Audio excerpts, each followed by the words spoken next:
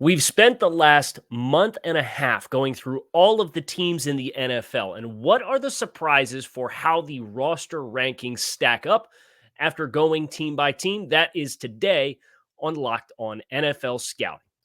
You are Locked On NFL Scouting with the Draft Dudes, your daily podcast for NFL and college football scouting. Part of the Locked On Podcast Network, your team every day. What's better than this? It's guys being dudes here on the Locked On NFL Scouting Podcast. We're the Draft Dudes. I'm Joe Marino from Locked On Bills. He's Kyle Crabbs from Locked On Dolphins. And we are your NFL experts here with you daily to talk team building across the league on the Locked On NFL Scouting Podcast with the Draft Dudes, part of the Locked On Podcast Network, your team every day. I'd like to thank you for making Locked On NFL Scouting your first listen every day. And, of course, a big welcome and shout out to our everydayers. You know who you are. Those of you who never miss a single episode, we appreciate y'all being here very, very much. Joe, happy Wednesday and happy roster rankings are finalized day to you here on Locked On NFL Scouting. Thank you. It's been a long time coming, man. We've shown our work. That's what I'd like to say first. Right. Yeah. I mean, we literally pulled up all of the individual player classifications for all 32 teams. We did the shows. A couple of you guys really showed out for your teams. I think Bengals fans finished as the champs. Unbelievable. The YouTube engagement that they got within the first 72 hours of that show dropping was outstanding. And they really showed a lot of support their team. I think they'll be happy with where the Bengals check in when it's all said and done as well. Now, this conversation today is not necessarily going to be, here's our first ranked team, second ranked team, third ranked team. That's going to come. But in the meantime, we wanted to talk more about the storylines of some of the things that stood out to us now that we have put all of the players in buckets of cornerstones and quality starters and adequate starters and all the way down. And there's a point total that's associated with that. And then we rank the quarterbacks 1 through 32. And there's a different way in which that's scored. So now with all of that done, we have a chance to see how all of the teams stack up for the total quality of the roster, because there's a point value associated with every category we gave every player. And then also how individual position rooms across all 32 teams stack up against each other as well. And our objective is to talk about surprises in a good way and a bad way, and teams that are maybe stuck in the middle right now because there's a lot of rookies or incomplete evaluations that are going to be carrying a lot of weight for their teams in 2023. So those teams that maybe didn't necessarily score well, but you can also say, hey, if things go right in X, Y, and Z, that's the pathway for this team being very successful this upcoming season. So shall we get started with surprises in a good way? If I may, I have something that really pops for me when I look at our roster rankings. Do it. And the top of the roster rankings is loaded with AFC teams, as most people would expect. In fact, 7 of the top 10 rosters are AFC teams, and actually 7 of the top 11 rosters are AFC teams.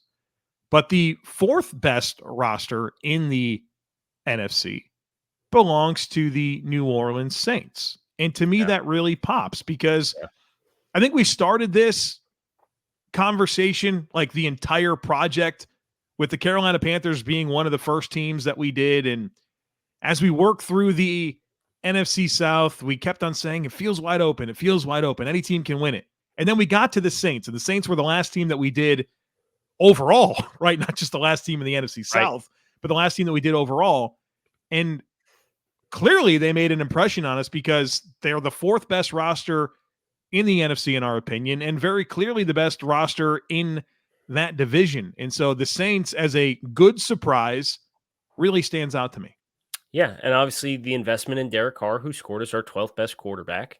You have really, really promising talent in Chris Olave at wide receiver. They've invested a lot in their tight end room. I mean, you have Taysom Hill is a multi-tool player who they've been invested in several years now. Juwan Johnson is the developmental type, and then they end up getting Foster Moreau, and he comes out, a week ago, 2 weeks ago, and says he's currently cancer-free, which is one of the best stories of the season already. I mean, that tight end room, you feel really good about. They invested at the running back position. They brought in Jamal Williams. Excited to see what he does in a situation. Obviously, we had the Alvin Kamara plea deal earlier this week, and we'll see what implications that has for his availability and potential suspension for the incident in Las Vegas. But nevertheless, you have Jamal Williams on the roster, right? You still feel pretty good about this offensive line. Defensively, you got some really dynamic young players. You got one of the best linebacker rooms in the league. That's been a consistent, the 2-3 years we've been doing this kind of stuff, Joe, pretty consistently. The teams who have the guys on the second level of the defense who bring a certain level of versatility and athleticism, for as much as that is a devalued position, having do-it-all linebackers gives you a certain amount of personnel flexibility that other teams, quite frankly, just don't have. And when you have Pete Werner to go with Demario Davis, you got a heck of a duo there. There's a lot to like about this roster. And I think it came in at the appropriate spot as the fourth best roster in the NFC. X factor there is going to be coaching, right? Yes. What do we know about Dennis Allen? What do we know about Pete Carmichael? I think those two guys are going to have a big hand in the success of this football team. But from a roster makeup, I feel like they have what they need to win a lot of football games. Mm-hmm. How about the Browns, too? Yes. The Browns checked in 8th on this list overall. So the top quartile, to borrow from Jim Irsay. Jeez, it's never going to go away on this podcast, is it? I did it correctly, though. Actually, I didn't. They're 9th. So they're not in the top. They're in the upper quartile, the second quartile of teams in the NFL. They're top 10 roster is what I'm trying to say. But they are in a bunch of teams. There are 4 teams ranked 8th through 11th that are separated, and I wish I was kidding, by 0.07 points on their total roster value of all their players added up together. So it's a very tightly bunched group of teams, and it's AFC playoffs like the Ravens and Chargers are in that same bucket as well. But the Browns, when you think about the addition of Dalvin Tomlinson, and you think about the addition of Zadarius Smith, and you think about what we're expecting the addition of Elijah Moore is going to be for this football team. Well, for all of the discussion around Deshaun Watson and how much he can bounce back, dude, just keep it between the lines. Like this team really feels like it has put together one of the more talented rosters in the league. I was looking for another word other than talent because that felt like low-hanging fruit, but I couldn't find it. Obviously, they have one of the best offensive lines. You have Nick Chubb with a pathway for more playing time. If injuries do not take their toll on this football team, I think that is, for me, where I think Cleveland has the most opportunity to really make an impact. And I didn't even mention another quality starter that they added in Juan Thornhill. Mm-hmm. So you have Zadarius Smith, Dalvin Tomlinson, and Juan Thornhill as quality starter plus additions to that defense, which was bad last year, right? Let's be honest. I think they have the talent that they need to bounce back. Yeah, I really like the shout out here for Cleveland as one of the good surprises. And they didn't even get much of a bump at all for Deshaun Watson, right? His ranking within the quarterbacks wasn't a major asset to this overall equation. And what should be exciting for Cleveland fans is that there's obviously plenty of room for him to find himself and play good football because he is supported well. Mm-hmm. He does have what it takes to go out there and be successful. And for him, I'm guessing behind him, everything's moving forward and settling in and having a regular offseason. That's all going to be really beneficial for him finding his game again and, making some noise here with the Cleveland Browns. So I think a couple of really good shout outs here in the New Orleans Saints and Cleveland Browns as surprises in a good way. In just a moment, we're going to talk about some surprises in a bad way. But first, our partners at eBay Motors have teamed up with Locked On Fantasy Football host Vinny Iyer to bring you some of the best fantasy picks each week all season long. Whether you're prepping for a draft or scouting the waiver wire, every week we're going to give you some players that are guaranteed to fit on your roster. So with draft prep underway for the upcoming season, let's see who Vinny has picked out for us this week on eBay's Guaranteed Fit Fantasy Pick of the Week. When making the first overall pick in the fantasy football drafts in 2023, 49ers running back Christian McCaffrey is a guaranteed fit. A healthy McCaffrey is guaranteed to see well more than 300 touches again in his first full season in San Francisco and is the centerpiece of the 49ers offensive engine. McCaffrey checks all the boxes, including his talent and usage, high floor and ceiling. Run with CMC as the guaranteed fit at number one for a smooth ride to another year of big numbers. With eBay Guaranteed Fit and over 122 million parts and accessories for your vehicle right at your fingertips, you can make sure your ride stays running smoothly. Air filters, brakes, batteries, taillights, alternators, shocks, struts, you name it, eBay Motors has it. And they'll make sure it's the right fit for your car because eBay Guaranteed Fit helps you understand exactly what part you need for your vehicle the first time. So go forth, switch gears, crank the AC, and say goodbye to sweating if your ride needs a little fixing up. Because now you know you'll always be set up for success from the get-go. With eBay Guaranteed Fit, everything your vehicle is calling is just a click away. For the parts and accessories that fit your vehicle, just look to the green check. Get the right parts, the right fit, and the right prices at ebaymotors.com. Let's ride. eBay Guaranteed Fit, only available to U.S. customers. Eligible items only. Exclusions apply. Let's ride. I would not pick CMC. First pick, for what it's worth. I'm going to have to fight with Vinny on that one. Justin Jefferson guy? Justin Jefferson guy. Absolutely. Just throw it to him, man. He catches it every time. Right. Now, to CMC's credit, dude caught 85 balls last year. So came over mid-season. Right. So if you are in a PPR league, I do think I'm picking CMC's got the volume there, maybe not to the degree of Austin Eckler. Touchdown score, proven touchdown score. But what does that look like? What does that look like without Lombardi, who probably helped Eckler but hurt Herbert? Oh yeah, I think the scheme change in Los Angeles, Zeke and Pollard got the ball a good bit, but not to the degree of what Lombardi was doing. Isaiah Spiller season? No, unfortunately not. We stand Isaiah Spiller on this podcast, but no, I don't think so. Surprises in a bad way for the roster rankings. I got one. The Atlanta Falcons at 27. Ooh. Dude, they spent a lot of money to bring in a lot of defensive talent. And for it to stack this poorly, and I think they stack reasonably well on the defensive line and in the secondary. But they do have some young players, so they're probably a team that could be classified as a high variance type of team. But your edge guys, an aging Calais Campbell, who we think can still go. Bud Dupree, you've got these young, unproven players in Ebiketie and D'Angelo Malone. They got to step up big time for you. Your linebackers, you got Troy Anderson, who was a day 2 pick last year, has got to step up big time for you because you don't have a lot of other appealing options. There's Caden Ellis, where you can play him on the edge, you can play him stack back, or you can move him around if you want to. Jeff Okudah, bit of a dice roll there.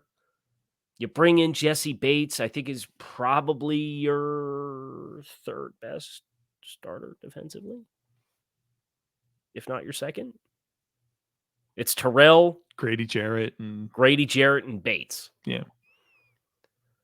So for all of the spending, I think when you see it stacked and it's put into perspective, for me, it's just a little concerning to see Atlanta check in that low while acknowledging you do have an incomplete evaluation in Desmond Ridder. You do have an incomplete evaluation in Drake London. You do have an incomplete evaluation with both of your primary pass rushers, including Ebiketie, who I think we both think highly of. So maybe I'm jumping the gun with acknowledge them here and not in segment 3, but I expected them with what they spent to rank higher than 27.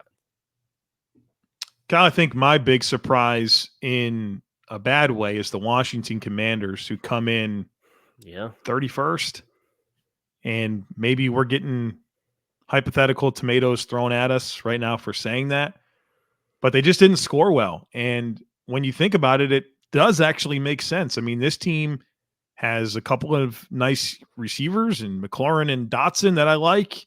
They got not intriguing. They have a great interior defensive line combo in John Allen and Deron Payne. Mm-hmm. But then I think this roster is loaded with questions. I mean, the offensive line is a major question mark, the whole thing, in my opinion. You have a lot to sort out with your running back room in terms of really learning who Brian Robinson's going to be in the league. You have nothing at tight end. How good is this edge combination of Montez Sweat and Chase Young, right? We got to see a lot more from Chase Young before he impacts this roster favorably in terms of grading it. Kyle's calling a timeout. There's questions all over the secondary. Just for context on the defensive line, because you talked about the defensive tackle combo. We graded the top 6 defensive linemen on every roster, and even that is the strength with Payne and Allen. It's the 16th ranked defensive line in football because the edge group is what the edge group is right now. Right. There's just a lot to be. I mean, not to mention you're rolling with Sam Howell as the quarterback for this football team. 5th-round pick that started one game that I thought needed a lot in terms of development coming out of North Carolina and the system that he ran and the footwork concerns. Good NFC East, right? I mean, I came out of this project concerned about Washington, and then seeing them where they stacked up is even more concerning. Too. Yeah, it's not good. They're the only non-playoff team. The Giants are a markedly better roster right now than they were last year. They're in a bunched middle pack. I think they're a fringe top 7 team in the NFC from a roster perspective. And the Giants made the playoffs last year with definitively not a top 7 roster in the NFC. Yeah. Right. So you think there's going to be growth there. Case in point, Washington, 31st in quarterback grade. They are, from an offensive line perspective, 29th in offensive line ranking. Their defensive line, as we mentioned, was 16th. Their linebacker score is 30th.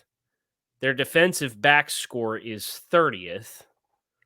The skill groups, incomplete guys in the DB room. Let's be honest. Incomplete guys there. So there's some variance in the DB rooms, and we graded Jahan Dotson very well as an incomplete evaluation. We forecasted him as a quality starter. Mm-hmm. So like he it's not like you could say, oh well, Jahan Dotson's a 0. We didn't do that this year. Incomplete evaluations got a fraction of the points of whatever tier we would put them in right now based off the information that we have. So the skill group came in 21st. And thank goodness you have Scary Terry and Jahan Dotson, because the rest of it is roll the dice. Right. I agree with you wholeheartedly. Washington, I knew that they had regressed from a roster standpoint. I didn't expect it to be this severe. Pretty significant. How about I'm a little surprised the Patriots stacked where they did too. 22nd. I think we kind of realized the Patriots have a low ceiling, but we also, when we went through it, it's like, dude, they have a lot of high floor players. So I guess that's the testament of you need a certain number of dynamic players, or else you're destined to fall in this middle of the pack. And with where they scored, they and the team that sits 12th, so 10 spots is separated by 3 points, which is not a very large amount of points. So I think that for New England that's the challenge you're going to have to negotiate.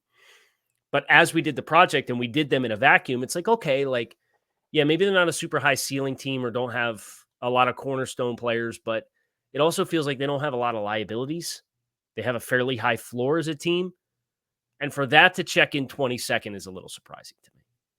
Yeah. Well, and like we talked about with the Saints, the X factor here is coaching, right? So you have a bunch of high floor players with, obviously Bill Belichick is as accomplished of a coach as you're ever going to find, and also on pace to set the all-time losses record. Yeah, I saw that which came to our attention over the week. That's like Brett Favre who owns the interception record, right? Like it doesn't matter, right? We're just going to talk about Bill will always be referred to when he's done coaching on this podcast as the NFL's all-time losses leader. Well, he has to get it first, right? Who currently owns that? He needs 13. It's Jeff Fisher and somebody else. Jeff Fisher, all-time loss leader in coaches? I think so. Man. Well, and that's funny because, like, he just coached for a long time and was never that good. Belichick, it's just a volume stat, right? Like, right, because he coached for right. 30-something years.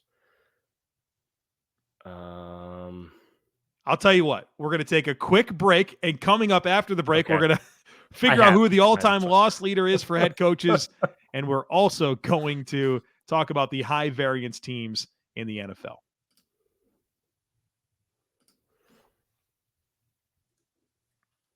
Dan Reeves and Jeff Fisher, upon further review.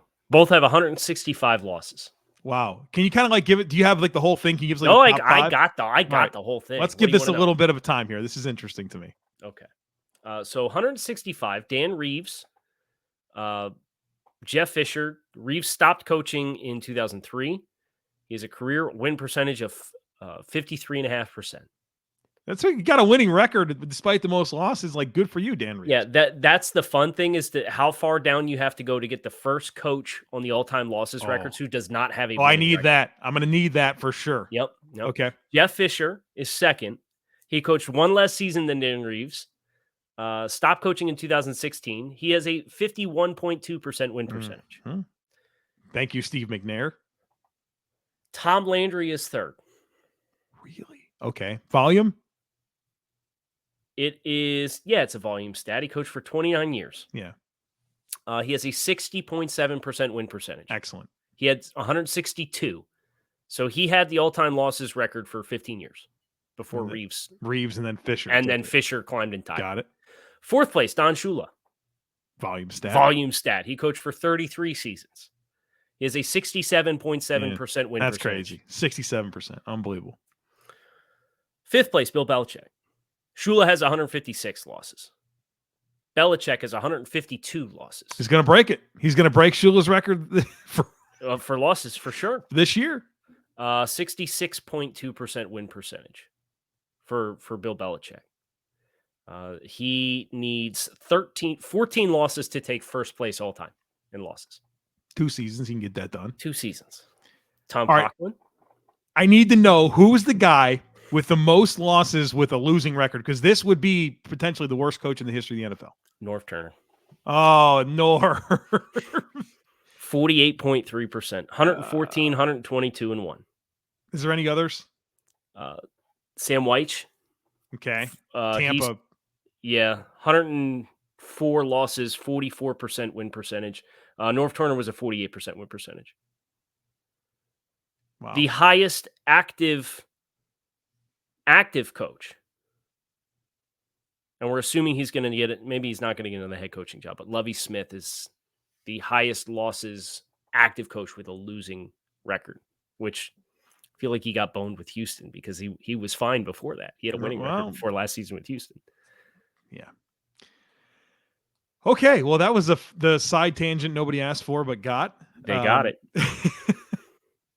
So now we're going to get into some of the high variance teams. Kyle, I know you got some buttons that you can push here that I do. Yeah.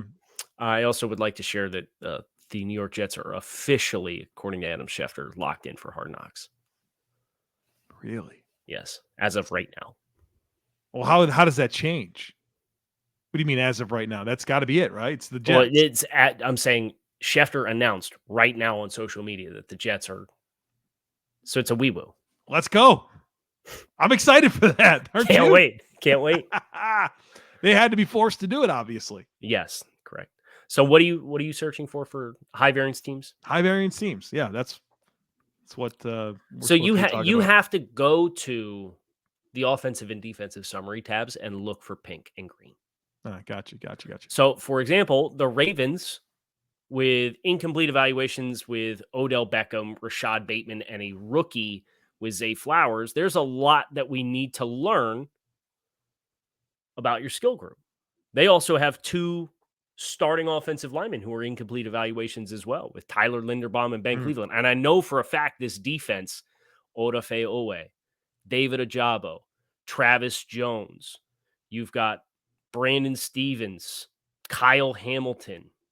The linebacker room is Trenton Simpson as a potential significant impact player for you there. Caillou Blue Kelly. The Ravens are a team that pops. They still scored well. but they are a high variance team because I think they have a lot of incomplete evaluations that they are going to have to see play out that are going to help define their season. I got a high variance team for you, and their name is the Green Bay Packers. Yeah. Big time variance team. Everywhere you look, everywhere. Quarterback, Jordan Love, who knows? The offensive line, you've got Josh Myers, Zach Tom as incomplete evaluations. Who knows about any of these receivers, right? Christian Watson, Jaden Reed, Samari Toure, Romeo Dubs. Yeah. Devontae Wyatt, Quay Walker, their first-round picks from last year. We got a lot to learn there. Even like Rashawn Gary, he scored favorably, but coming off of an injury. Kingsley Jonathan. I mean, Tadaro Slayton. Like, there's just a lot of guys on this roster in key spots that could go up or down and really impact the win total for Green Bay. I think Seattle's another high variance team. Yeah, so many young players. Right? You've got, go through that whole rookie class last year and how good they were. And we were willing to put Tariq Woolen in a bucket. But you got Kenneth Murray. You have another day two investment in a running back in Zach Charbonnet. How well does he assimilate? What does he bring to the table? Jackson Smith-Njigba is a meaningful player as the third receiver there. That was a huge deal that they drafted in the first round. Your bookend tackles were both rookies last season who played really well. They scored well when we scored, but at the same time, there's more ceiling to tap into for them. And they're still a team in spite of all the incomplete evaluations. And we didn't even get into Darrell Taylor and Boye Mafe and Devin Witherspoon and Kobe Bryant. You go down the list, it's like there's a lot of guys for this team. And in spite of that, they still scored in the middle of the pack. And they are within a point and a half of New Orleans for the fourth best roster in the NFC behind your usual suspects, the Eagles, Cowboys, and the 49ers. So a point and a half, a couple of these players make another monumental jump in year two. Seattle can be knocking on that door. How about an AFC team here in the Tennessee Titans? I think there's a lot of variance with them. Just looking at their offensive line, even Andre Dillard as taking over a full-time job for the first time in his career, Peter Skoronski, Nicholas Petit-Frere, Chigo Okawankru at tight end. Traylon Burks at wide receiver, Kyle Phillips at wide receiver. Even on the defensive side of the football, Monty Rice probably taking a big role here on defense. And Azeez Al-Shahir, we're excited about him, but never really a full-time guy as his running mate. Harold Landry back off of an injury. Roger McCreary year two. Elijah Molden year two coming back off of an injury. Whoever knows what you're going to get out of Caleb Farley. There's some very stable things on this roster. Derrick Henry, Kevin Byard, Amani Hooker, Jeffrey Simmons, Danico Autry. But then Landry. I think you have right. But again, he's at least coming off of an injury, so there's a level of concern there. I think the Titans are a team that present a lot of variance with the amount of young players that they're leaning into and a lot of transition on this roster. And when we talk about variance, I think it's worth acknowledging this, Joe. That means if you told me they won 9 games, the Titans specifically, you wouldn't be surprised. If they won 6 games, you probably wouldn't be surprised. There's just a lot of players that are in flux. And law of averages, it's one of my favorite things to invoke when I'm doing Locked On Dolphins, is law of averages. Player development's not linear. Right. So you're going to get a slew of these players that are first, second, and third year players that come in and they make a monumental leap. And they're high impact players. And then you're going to have another group of players who maybe make a modest improvement of what they previously were. They make a modest impact. And then you're going to have another group of players who make next to zero impact. And the more of those players you have, the more you can bank on making the monumental leap. But odds are you're also going to see a larger group who tread water or don't make a splash. And I think that's what makes a draft class like what Seattle had last year so powerful. You think about the 17 Saints class with all the players that they had in, it was Lattimore, Ramczyk, Kamara, Marcus Williams was in that draft class. Like all those dudes in the same class. And when they all hit and it bucks the law of averages, that's when you get a really big boom. And all of a sudden you get this big infusion of impactful players and you outperform the expectation. So when we're talking about high variance for the teams, acknowledge it's the individual players, but your expectation is you're going to get a third here, a third here, and a third here. And when you don't, and you get the vast majority in a good way or a bad way, it's going to tip your season one way or another. Well, the biggest surprises, the most variance teams, we've covered them, but we got a lot more to reflect on from this foundation that we've laid over the last couple of months. So plan accordingly. Come on back and see us. I'm Kyle Crabbs. He's Joe Marino. We are Locked On NFL Scouting with the Draft Dudes. We appreciate you guys for checking out the show. You can find us on YouTube or wherever you listen to your favorite podcast. You make it a great rest of your day. We will be back again tomorrow with more of your teams every day here on the Locked On NFL Network.